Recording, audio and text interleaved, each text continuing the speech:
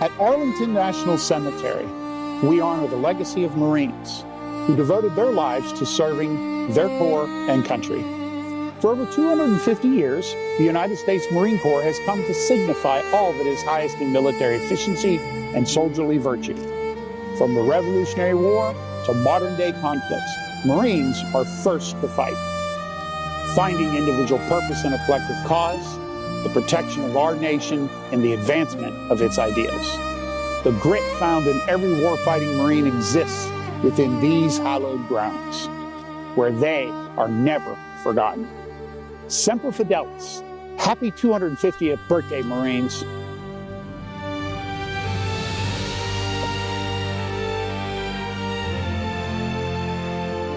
Commandant William Ward Burroughs served during the Revolutionary War, assisting to secure the nation's independence. He was later appointed the first commandant of the re-established Marine Corps in 1798. In this role, he established the Marine Band and the Marine Barracks in Washington, D.C., also known as 8th and I. His leadership resulted in a firm and enduring foundation for the Marine Corps which future leaders use to build the Marines we see today.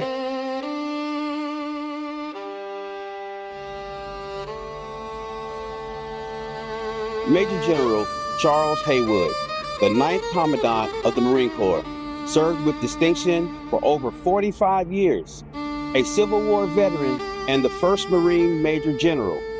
Haywood expanded and strengthened the Corps, and soon it was prepared when the U.S. entered the Spanish-American War in 1898.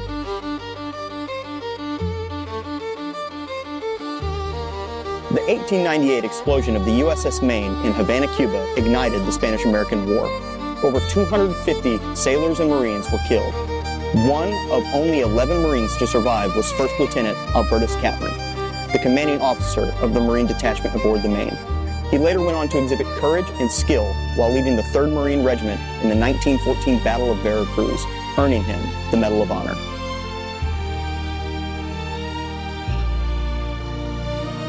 In 1901, during the Philippine-American War, Colonel David Dixon Porter led Marines in a daring assault on Samar, scaling 200-foot cliffs of volcanic rock with bamboo ladders under poison spears, hidden pits, and traps. His men stormed an enemy stronghold thought to be impenetrable.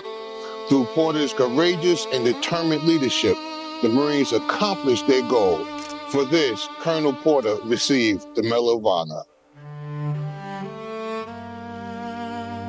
Considered by many as the greatest of all leathernecks, Lieutenant General John A. Lejeune became the first Marine officer to hold an Army Division command during combat when he led the Army's 2nd Division in France during World War I. His leadership earned him the Distinguished Service Medal, the Navy Distinguished Service Medal, and the French Croix de Guerre. As the 13th Commandant of the Marine Corps, he strengthened Marine readiness, elevated the Corps' reputation, and left a legacy honored today in the name of Camp Lejeune.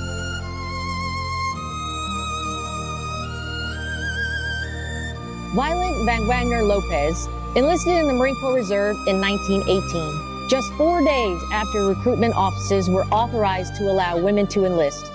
By the end of her service, Lopez had risen to the rank of sergeant, the highest rank a woman could attain. Lopez and her fellow Marines marked a significant step in integrating women in the United States military.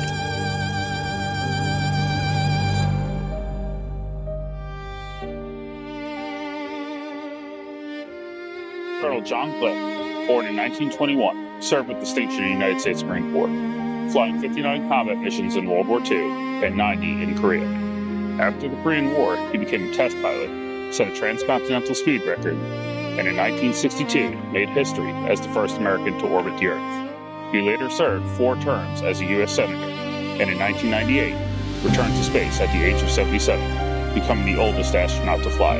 From Marine Corps aviator to pioneering astronaut and statesman, Glen's life embodied courage, selfless service, and extraordinary achievement.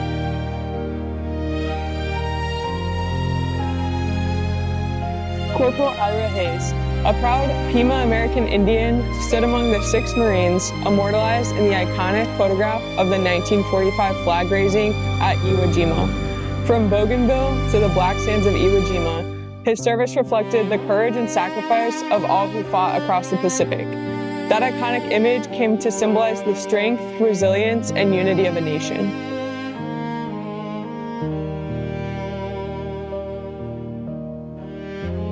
Major Kurt Q.E. Lee displayed extraordinary bravery during the Korean War, enduring multiple wounds while leading his men during an attack in the Sutherland Gorge. Just a month later, he spearheaded a 500-man offensive on the Tecton Pass and the Battle of Chosin Reservoir. These brave acts earned him the Navy Cross and Silver Star.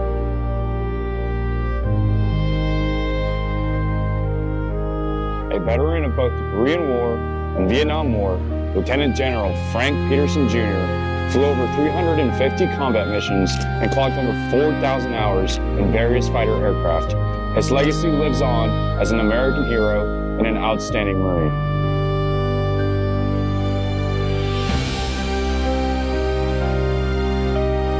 On October 23rd, 1983, tragedy struck in Beirut when a bombing at the U.S. Marine Corps barracks claimed 299 lives, including 220 Marines, the deadliest single-day attack on the Marine Corps since Iwo Jima. We stand here in Section 59, where a memorial dedicated in 1984 beneath a cedar tree bears the inscription, "Let peace take root." This cedar of Lebanon tree grows in living memory of the Americans killed in the Beirut terrorist attack and all the victims of terrorism throughout the world. 19 Marines killed in the attack are buried nearby. Elite warriors gone too soon.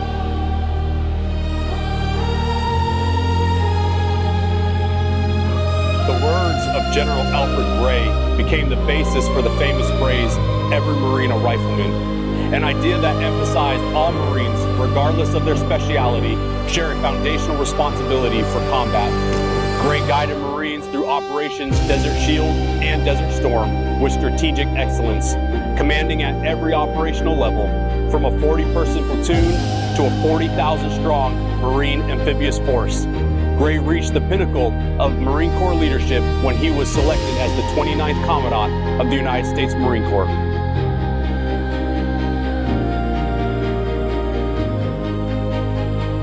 We stand here on Gifford Drive at Arlington National Cemetery, named in honor of Gunnery Sergeant Jonathan W. Gifford, a Marine Raider killed in action in Afghanistan in 2012.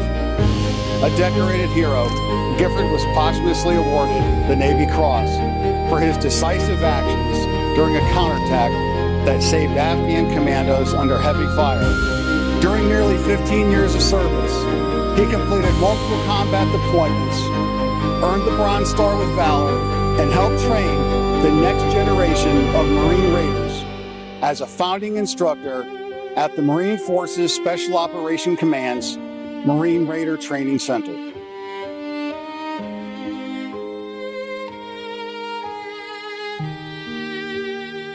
Major Megan McClung, a Marine Public Affairs officer and graduate of the United States Naval Academy, was the first female Marine officer to be killed in Operation Iraqi Freedom. She died in Ramadi, Iraq, while bravely escorting journalists, leaving behind a legacy captured in the words that she lived by. Be bold, be brief, be gone. Commissioned in 1995, she served nearly a decade on active duty, shaping the Corps with her courage and example. Her headstone carries her mantra, a lasting tribute to a life dedicated to sharing the stories of the Marine Corps.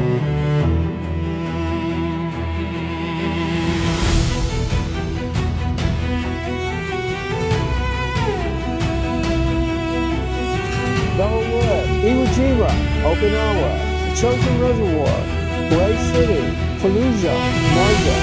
Marines have answered the nation's call for 250 years. Within each Marine is a fighting spirit trained to improvise, adapt, and overcome all obstacles. At Arlington, we visit the Marines who are buried and memorialized within these hallowed grounds. They form part of an unbroken chain of responsibility and tradition, with honor, with each other, and without fail. Happy 250th birthday, United States Marine Corps.